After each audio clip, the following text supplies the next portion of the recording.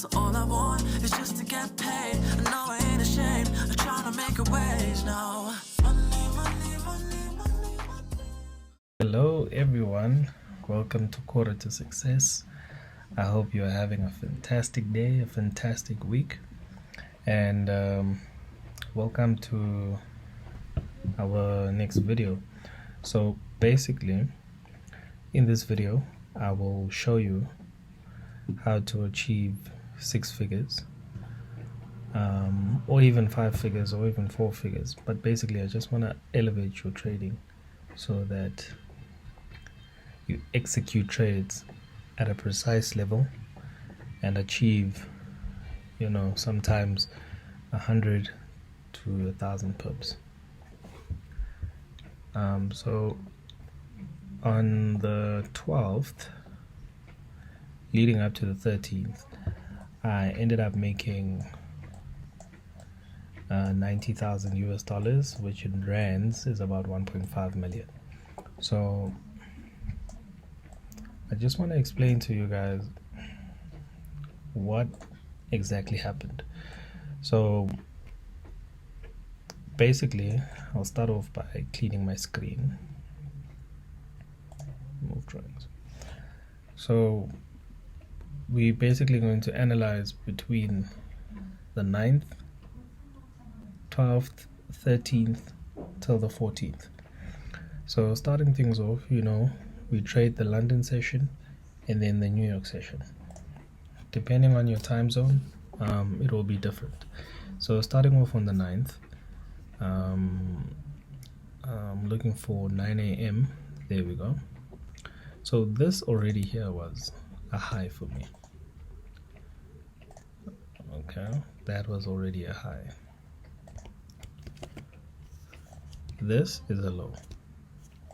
I tend to extend my key levels just so that I understand where I'm going.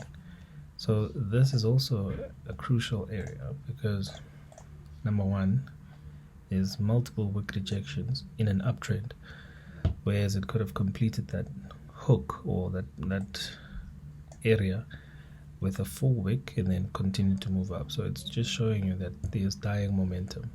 So at 9 a.m.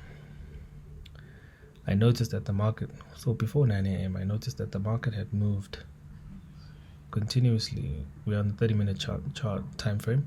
So I noticed that the market continuously moved at resistance. And then at 7:30 it broke back in. At 8 a.m. broke out, and then at 9 a.m. 9:30, that's when it officially broke out, retested that resistance area, and then started moving up. So I knew that at 9 a.m. I'll be going in on a buy trade, but it's going to be short, but it's still going to be a buy trade. So this is how I would have entered. I wouldn't have aimed for anything too high. I would have definitely aimed for like 50 pips, just so I can be safe, because you can tell that the momentum is dying out. So that trade, I didn't make as much money as I thought I would, but then I knew that New York session, most definitely something has to call for greatness. So I noticed that this area, so when the New York market started, usually for us here in South Africa, it would start at 4:30 or 3:30, depending on daylight saving times. So anyways, I noticed this wick rejection here, strong. I mean, it's half of that entire candlestick. The next candlestick failed again, next one failed again. So I knew that at this point I'd have to enter, but extend my stop loss to at least 30 pips and aim for 120, which is basically up here at that previous resistance. Okay, and then we called it a day. So now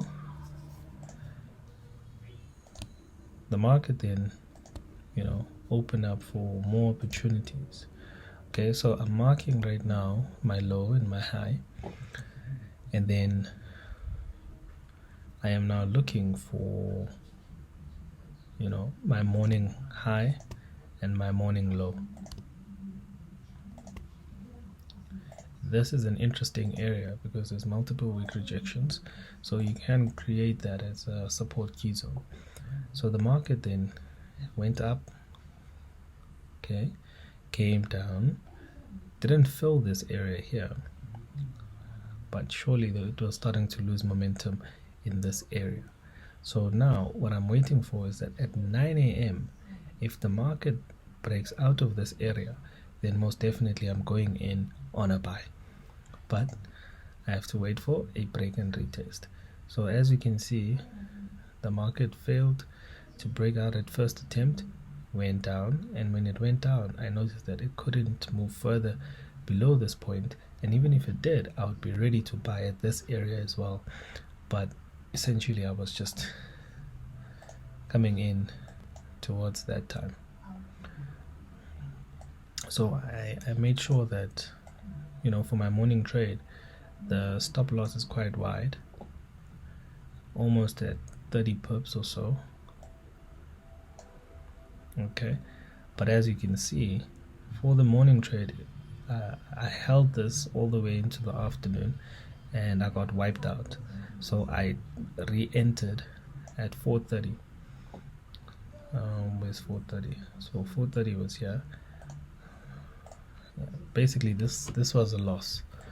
Okay, simple loss. So at 4:30 I re-entered, keeping in mind that this is a support key zone, so the market can potentially come down here, and if it does, my stop loss will be adjusted below that point.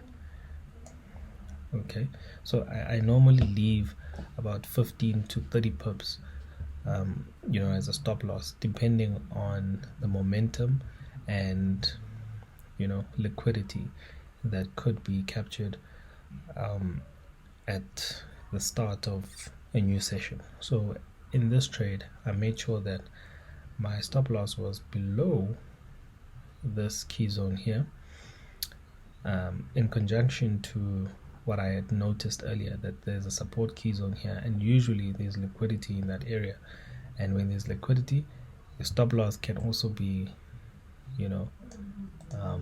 triggered as well. So I just I made sure that I opened my stop loss a bit wider. So extra confirmation is that there's a high here, and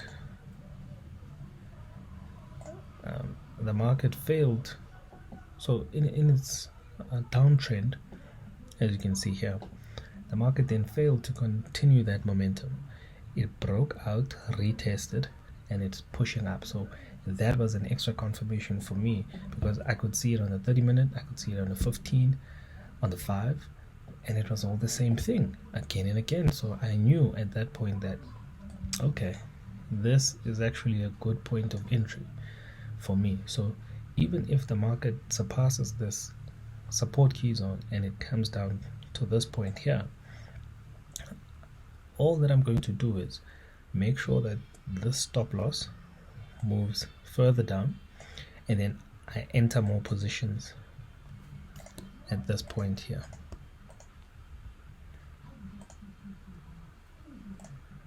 I understand. So I'd put in more positions here if the market continued to come down. But in this case, it didn't come down. So I held this trade. When it broke out of this area here, I was waiting for a complete breakout retest, and then it confirmed my second entry, which was quite late in the day, about 10 o'clock or so. And then miraculously, I think there was also NFP or CPI at this point, and it pushed the results all the way up to 450 pips. So when you count from here to where I taken my profits, that's about 600 pips. 600, yeah, it's about 614 pips. So, I mean, that was completely. I was completely astonished when, I reached, because initially this was my take profit.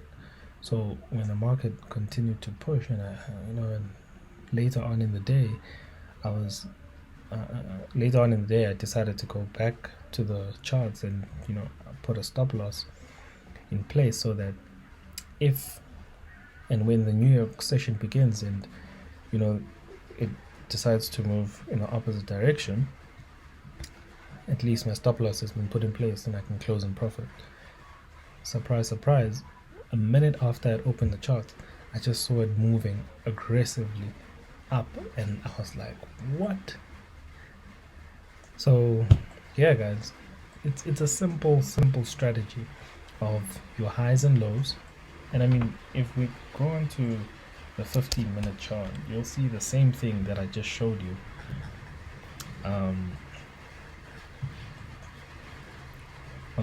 That I just showed you on the 30-minute.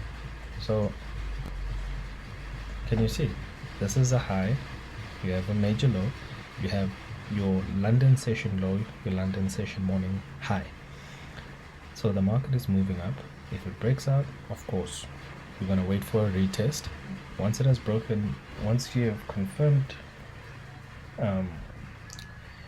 the market direction with a retest, then you enter. And as you can see, I didn't achieve my 60 pips in the morning, so I waited for the New York session. When the New York session began, I knew that this is a very interesting area. So if the market comes down to this area, I'm going to buy. So long-term wise, you can then use the trend line to see where the market is going. So we have 1, 2, 3 touches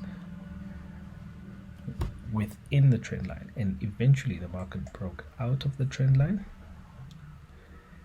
Okay, eventually the market broke out of that trend line, came back down for a retest,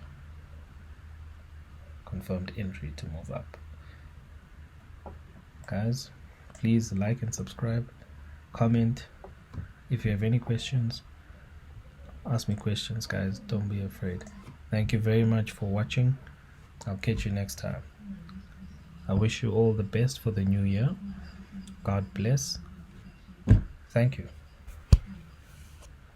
So all I want is just to get paid. I know I ain't ashamed of trying to make a wage now.